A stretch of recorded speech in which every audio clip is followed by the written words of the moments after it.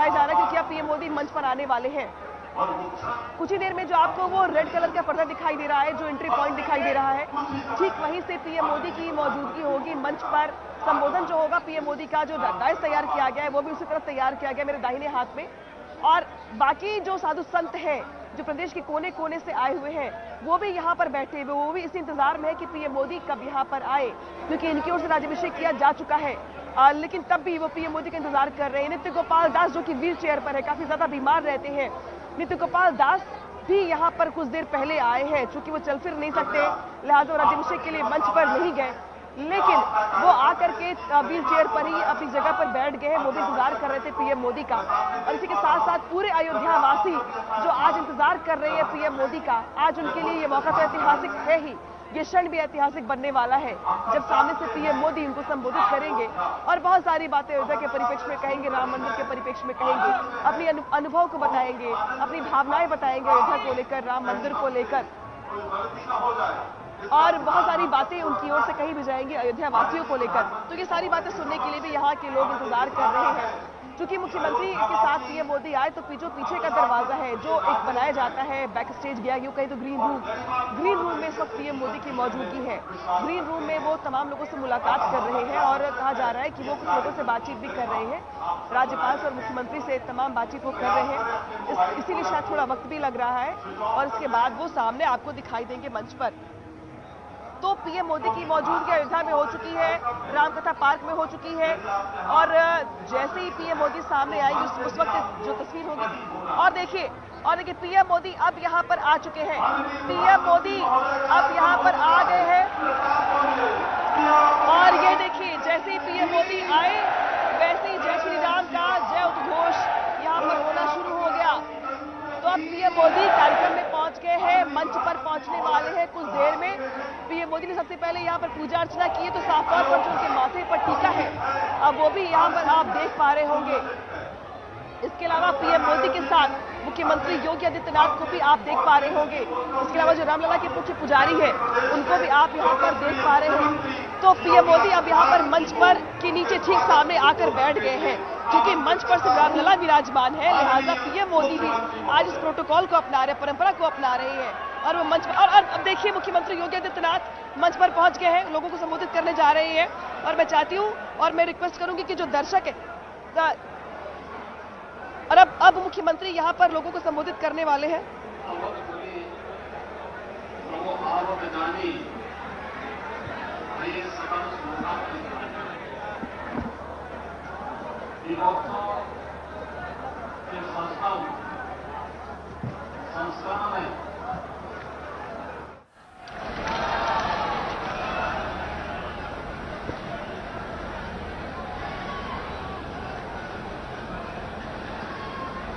अवधपुरी प्रभु आवत जानी, भये सकल शोभा के खानी। दीपोत्सव के 6ठम संस्करण में आज पूरी अयोध्यापुरी इसी उत्साह के साथ उत्साहित दिखाई दे रही है, जब देश के यशस्वी प्रधानमंत्री जी का मर्यादा पुरुषोत्तम भगवान श्री राम के इस पावन धाम पर आगमन का समाचार यहां के वासियों ने सुना, प्रदेशवासियों ने सुना है। और ये हम सब का सौभाग्य है कि कभी त्रेता युग में दीपावली का आयोजन अयोध्या वासियों ने मर्यादा पुरुषोत्तम भगवान श्री राम के 14 वर्ष के वनवास के उपरांत जिस उत्साह और उमंग के साथ आयोजित किया था और पूरे देश का एक महान पर्व दीपावली के रूप में वह प्रसिद्ध हुआ। आज आदरणीय प्रधानमंत्री जी के अयोध्या आगमन पर प्रभु श्री राम के अभी यहां पर अभिषेक के कार्यक्रम के साथ जुड़ने के इस आयोजन के साथ मैं अयोध्यापुरी की ओर से, उत्तर प्रदेश वासियों की ओर से आदरणीय प्रधानमंत्री जी का आज के इस आयोजन में हृदय से स्वागत करता हूं, अभिनंदन करता हूं।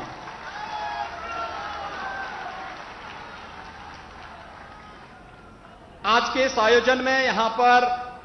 श्री राम जन्मभूमि तीर्थ क्षेत्र के अध्यक्ष मणिराम दास सावनी के श्री महंत पूज्य नृत्य गोपाल दास जी महाराज, पूज्य संतजन, राष्ट्रीय स्वयंसेवक संघ के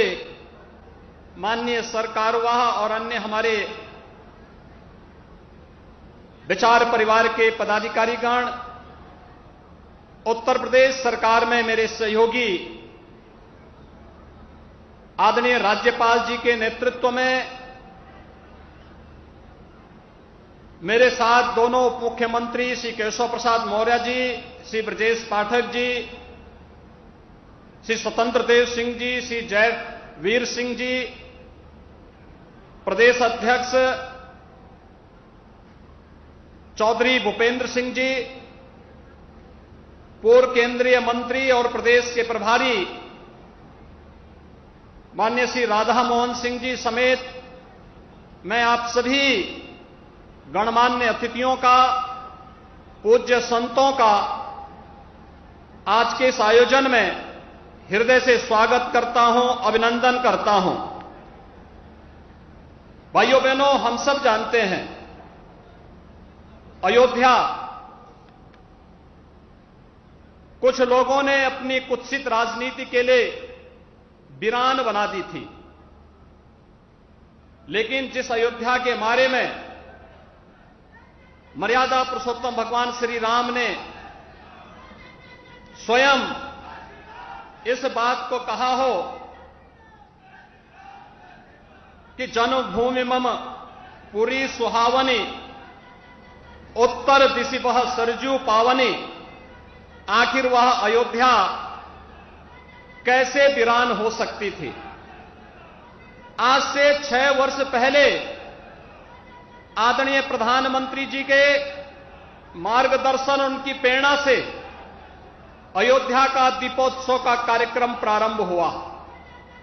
पूज्य संतों का सानिध्य प्राप्त हुआ,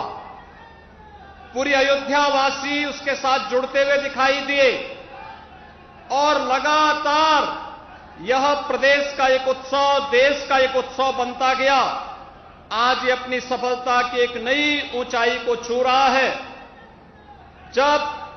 मर्यादा पुरुषोत्तम भगवान श्री राम के उन आदर्शों को अपने जीवन में उतारने वाले, उन आदर्शों के अनुरूप देश के अंदर राम राज्य की उस परिकल्पना को साकार करने वाले, जिन्होंने पिछले 8 साढ़े 8 वर्ष के दौरान देश के अंदर, जो हम राम राज्य की बात जब करते हैं तो संत तुलसीदास जी ने बहुत अच्छी व्याख्या उसकी कई की है कि दैविक भौतिक तापा,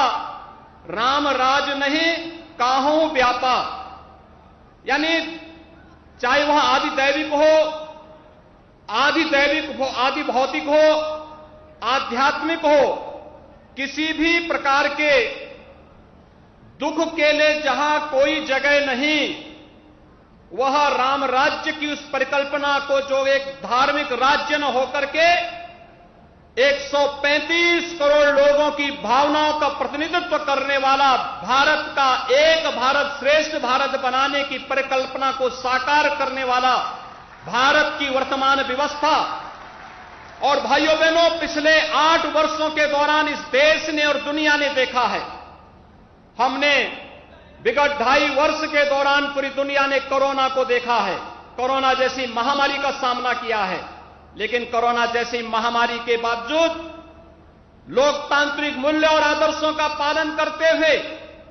भारत की 135 करोड़ लोगों को अपने परिवार की तरह देखभाल करने वाले, फ्री में टेस्ट, फ्री में वैक्सीन, फ्री में उपचार और 80 करोड़ गरीबों को फ्री में राशन देने की व्यवस्था आदरणीय प्रधानमंत्री जी ने लगातार 2.5 वर्ष से पूरे देशवासियों को कर रहे हैं। बिना भेदभाव के कर रहे हैं। बिना भेदभाव के हर गरीब के घर में शौचालय का बन जाना, बिना भेदभाव के हर गरीब के सिर को ढकने के लिए छत देकर के प्रधानमंत्री आवास की योजना को उपलब्ध करा देना, बिना भेदभाव के हर गरीब के घर तक विद्युत की लाइन पहुंचा करके उन्हें प्रधानमंत्री सौभाग्य योजना में फ्री में विद्युत के कनेक्शन उपलब्ध करवाने का कार्य हो, या फिर हर गरीब को आयुष्मान बनने के लिए फ्री में 5 लाख रुपए की स्वास्थ्य बीमा का कवर देने का कार्य हो। आपने देखा होगा कल ही 10 लाख युवाओं को नौकरी देने के लिए प्रधानमंत्री जी ने मिशन रोजगार के तहत 1 वर्ष के अंदर 10 लाख नौजवानों को नौकरी देने के एक नए कार्यक्रम को आगे बढ़ाया। और इससे पहले 10 लाख नौजवानों को अग्निवीर के रूप में देश की सेनाओं में सम्मानजनक स्थान पर भर्ती होने की प्रक्रिया को जोड़ने की कार्रवाई रही हो। ये सभी राम राज्य की इस परिकल्पना को साकार करता है। विकास की प्रक्रियाएं जिस रूप में बढ़ी हैं, हम सब सौभाग्यशाली हैं कि देश के अमृत महोत्सव वर्ष में हम सब ने देश के अंदर देश के इंफ्रास्ट्रक्चर को भी, गांव और गली को भी, स्मार्ट सिटी के मिशन को भी और आदर्श गांवों की परिकल्पना को साकार होते हुए हम सब देख रहे हैं। और यही नहीं, गुलामी के अंश से मुक्ति हो लेकिन विरासत का सम्मान हो। विरासत का ही सम्मान है अयोध्या में भगवान श्री राम के भव्य मंदिर के निर्माण का एक कार्यक्रम। विरासत का ही सम्मान है काशी में भगवान विश्वनाथ का भव्य धाम बन जाना, और जो आज एक नया कीर्तिमान स्थापित कर रहा है। अभी आपने परसों देखा होगा, आदरणीय प्रधानमंत्री जी स्वयं केदारपुरी गए थे, बद्रीनाथ धाम गए थे। उत्तराखंड के 4 धामों के पुनरुद्धार की कार्रवाई किस रूप में हो रही है, यह गौरव की अनुभूति हर भारतवासी को कराता है। और महाकाल का वह काल लोक भी हर व्यक्ति को अपनी ओर अभिभूत कर देता है। यही तो है विरासत का सम्मान। योग की परंपरा को वैश्विक मंच पर स्थान देना हो, या फिर प्रयागराज कुंभ के माध्यम से दुनिया के सबसे बड़े आयोजन को एक नई ऊंचाइयों तक पहुंचाने का, अयोध्या का यह दीपोत्सव का एक कार्यक्रम उसी विरासत को सम्मान देने की कड़ी का आदरणीय प्रधानमंत्री जी की प्रेरणा से किए गए प्रयास का परिणाम है। आज उत्तर प्रदेश के अंदर विंध्यवासिनी धाम के पुनरुद्धार की कार्रवाई, वहां के कॉरिडोर के निर्माण का कार्य युद्ध स्तर पर चल रहा है। रामायण सर्किट का कार्य हो या कृष्णा सर्किट का कार्य, मथुरा वृंदावन के विकास को एक नया आयाम देने की कार्रवाई चल रही हो, या फिर बौद्ध परिपथ का कार्य हो, या फिर इस देश के शक्तिपीठों के पुनरुद्धार का कार्य, यह युद्ध स्तर पर देश के अंदर चल करके एक ओर गांव, गरीब, किसान, नौजवान, महिलाएं और समाज के प्रत्येक तबके को शासन की योजनाओं का लाभ देना, और उसी का परिणाम है कि आदरणीय प्रधानमंत्री जी जब देश के अंदर किसी भी कोने में जाते हैं, पूरब में हो या पश्चिम में, उत्तर में हो या दक्षिण में, पूरा भारत एक साथ एक स्वर से उनके नेतृत्व में बोलता हुआ दिखाई देता है, डोलता हुआ दिखाई देता है, चलता हुआ दिखाई देता है। और यही नए भारत के, श्रेष्ठ भारत के,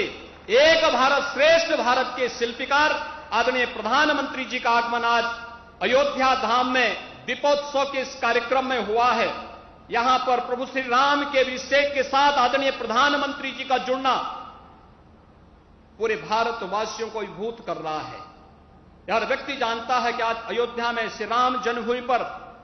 500 वर्षों के इंतजार के बाद भगवान श्री राम के भव्य मंदिर के कार्यक्रम को आगे बढ़ाने के लिए जिस संकल्प की आवश्यकता थी, वह संकल्प आज साकार हुआ है। उनकी दृढ़ इच्छा शक्ति और सबको, समाज के सबको जोड़ने की, एक यानी सबका साथ और सबके विकास की इन भावनाओं का प्रतिनिधित्व करता है, जो प्रभु राम के आदर्शों के अनुरूप भारत को विकास की नई ऊंचाइयों तक पहुंचाने का कार्य कर रहा है। और आज आदरणीय प्रधानमंत्री जी का आगमन स्वयं इस कार्यक्रम में यहां पर हुआ है। मैं बड़े सम्मान के साथ आदरणीय प्रधानमंत्री जी को सादर आमंत्रित करता हूं कि आदरणीय प्रधानमंत्री जी कृपया मंच पर आकर के अपने कर कमलों से भगवान श्री राम का अभिषेक करने की कृपा करें। और इस कार्यक्रम के साथ फिर हम लोग दीपोत्सव के कार्यक्रम के जुड़ेंगे। आदरणीय प्रधानमंत्री जी।